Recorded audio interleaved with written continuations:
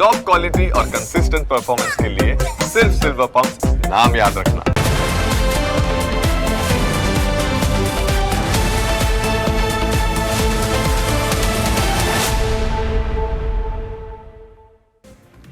વાત હવે એક એવા મુદ્દાની જે મુશ્કેલીનો અંત છેલ્લા કેટલાય વર્ષોથી આવતો નથી।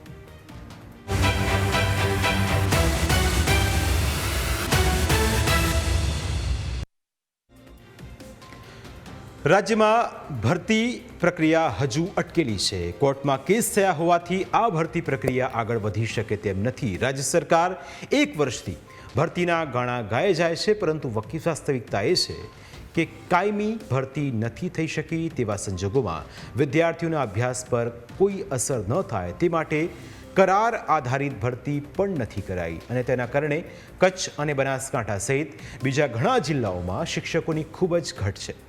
ઘણી શાળાઓમાં અભ્યાસ કરવા માટે ફક્ત એક જ શિક્ષક છે।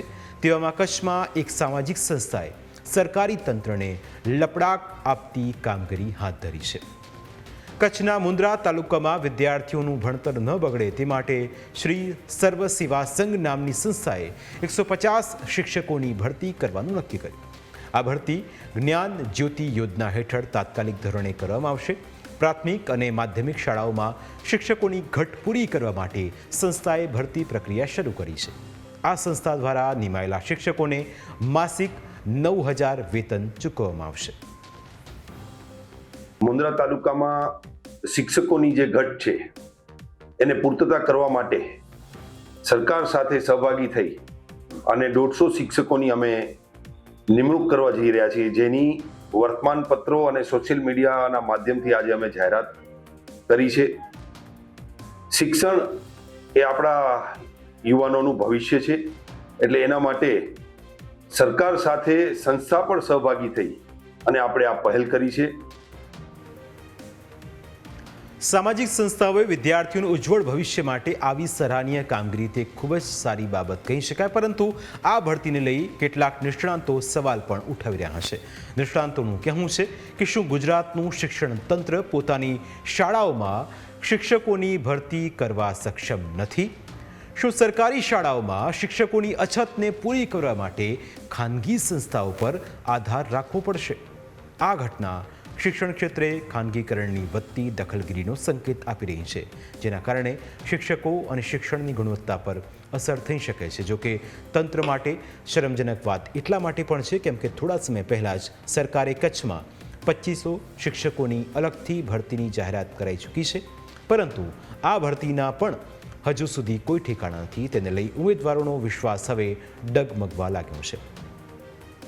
કચ્છમાં શિક્ષકોની ઘટ વિશે વાત કરીએ તો કુલ 4700 શિક્ષકોની ઘટ છે, જેમાં અબડાસા તાલુકામાં 600 શિક્ષકોની ઘટ અત્યારથી છે, પરંતુ શિક્ષકોની ભરતી ન થવાના કારણે સામાજિક આગેવાન સહિત લોકોએ હાઈવે ચક્કાજામ કરી દીધો। સ્થાનિક લોકો અને વિદ્યાર્થીઓએ હાથમાં બેનર સાથે વિરોધ નોંધાવ્યો। સામાજિક આગેવાને પ્રાંત અધિકારીને આવેદનપત્ર પાઠવ્યું, સાથે ચીમકી ઉચ્ચારી કે 1 મહિનામાં શિક્ષકોની ઘટ હોય ત્યાં ભરતી કરવામાં આવે। જો ભરતી કરવામાં નહીં આવે તો કચ્છના 6 ધારાસભ્યોના કાર્યાલય પર તાળાબંધી કરીને ઉગ્ર આંદોલન કરવામાં આવશે। સરકાર પાસે અમારી વિનંતી છે, અમને રાજકારણ નથી જોતું, અમને જોઈએ છે માત્ર ને માત્ર શિક્ષકો। 1 મહિનાની અંદર અબડાસામાં 600 શિક્ષકો પૂરા કરવામાં નહીં આવે, 1 મહિનાની અંદર કચ્છમાં 4,700 શિક્ષકોની ભરતી કરવામાં નહીં આવે, 1 મહિનાની અંદર જે તૂટેલી ફૂટેલી 50 જેવી સ્કૂલો છે એમને તોડી અને નવું ઓર્ડર બાંધકામ ચાલુ કરવામાં નહીં આવે તો 6 ધારાસભ્યની ઓફિસ આગળ તાળા લગાવવામાં આવશે। અને અબડાસામાં હું પોતે અહીંયા કને આવી અને ધારાસભ્યની ઓફિસ આગળ તાળા લગાવીશ।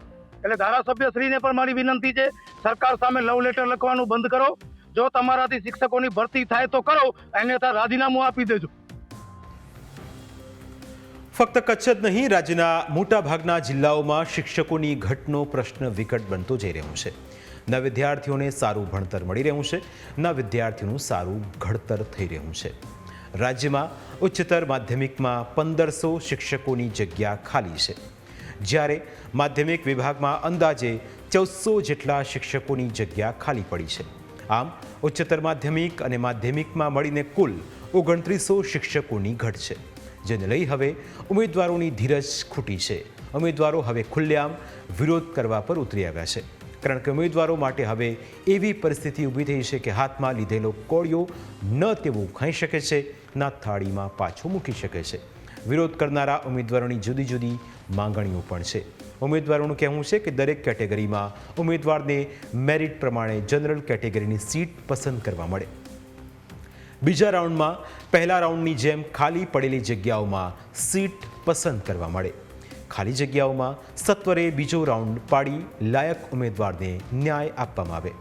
જૂના શિક્ષકોની બદલીથી 31/5/2025નું રિટાયરમેન્ટ બીજા રાઉન્ડમાં ઉમેરવું.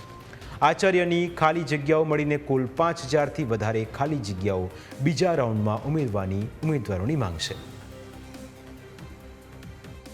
મારી મુખ્ય રજૂઆત એ છે કે વર્તમાન સમયમાં શિક્ષણ સહાયકની ભરતી પ્રક્રિયા છે, એનામાં અમુક ઉમેદવારો મેરિટવાળા છે એમને ડબલ શાળા ફાળવણી કરવામાં આવી છે.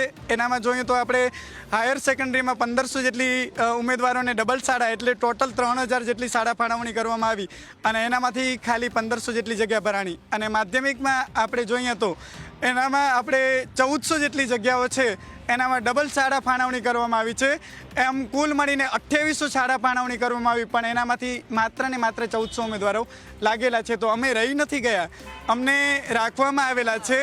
અને આ જગ્યા વધારો 31/5/25ની સ્થિતિ પ્રમાણે અમારે જગ્યા વધારો છે 5000+.